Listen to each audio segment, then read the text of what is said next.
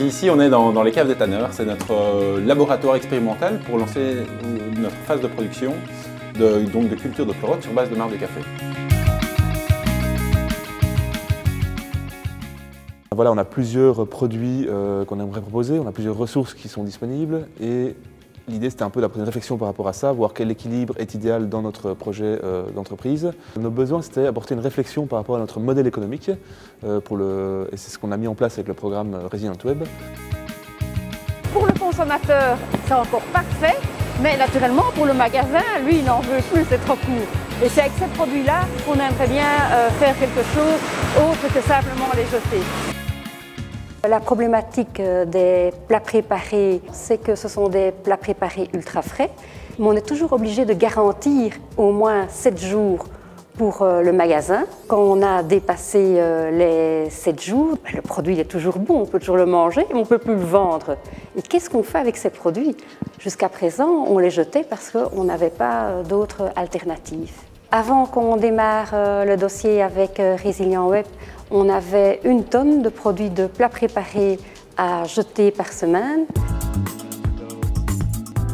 The meeting this morning was to bring together the key players from our team with some people that were coming from outside, obviously, but really helped us structure the important and pertinent questions of what we've done so far and where we want to get to and why we haven't been able to get there.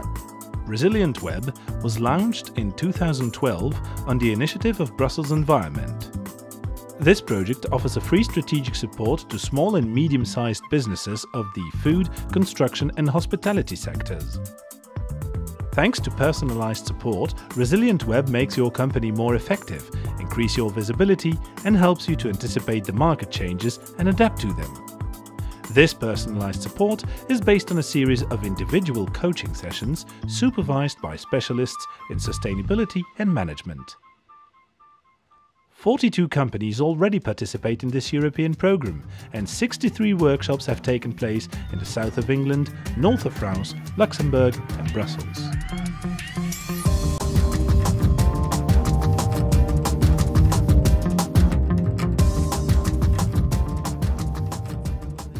Alors au sein de Resilient Web, on a essentiellement 4 étapes de travail avec les entreprises. La première étape, c'est un scan. La deuxième étape, on appelle ça en anglais le scoping. On va vraiment déterminer le point sur lequel on va travailler. Puis la troisième étape va être le design. On va, si vous voulez, concevoir la solution qui va ensuite être mise en œuvre au niveau de la quatrième étape qui est l'implémentation. On a développé au sein de Resilient Web 3 outils qui vont être des outils majeurs pour chacune des 3 premières étapes.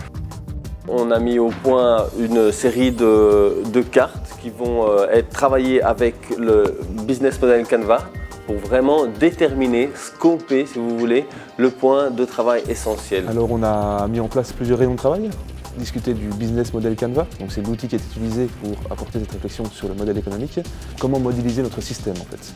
Donc voir un peu quels sont les intrants, quels sont ce qui en sort et essayer de créer une dynamique avec ça pour voir quel produit était plus intéressant de produire quand, à quel moment, en quelle quantité, voilà, ce genre de choses.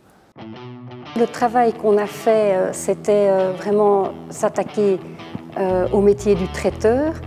De ce fait-là, on a rassemblé tous les acteurs sur le terrain qui s'y connaissaient pour vraiment analyser tous les flux. Comment ça se fait qu'on arrive à produire autant de produits qu'on ne sait plus vendre après? Et c'est vraiment cas par cas qu'on a tout regardé, qu'on a tout analysé et qu'on a su faire une synthèse qui nous a vraiment permis de voir clair et puis de se dire, bon, maintenant on sait ce qu'on a, on sait pourquoi, on a déjà réduit le maximum, qu'est-ce qu'on fait? Il faut savoir qu'une entreprise comme Viangro, où on a énormément de flux internes pour pouvoir livrer dans toutes les exploitations en Belgique, ces produits qui sont hors date de limite de consommation pour nous en interne doivent rentrer dans ces flux. Et ça, c'est très compliqué. Et ça, on a réussi à trouver de manière au moins théorique aujourd'hui pour les faire rentrer dans notre système. At Resilient Web, we did the quick scan and actually very quickly came to some conclusions in terms of focusing the areas that we were going to work together in our action planning and now in the start of our implementation.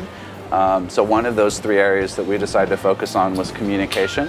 which for us is actually one of the areas where we are probably lacking, because we've done a lot of great work over the years, but have really not spent a lot of time and investment and resource on making sure that those things are communicated internally or externally the way they should be.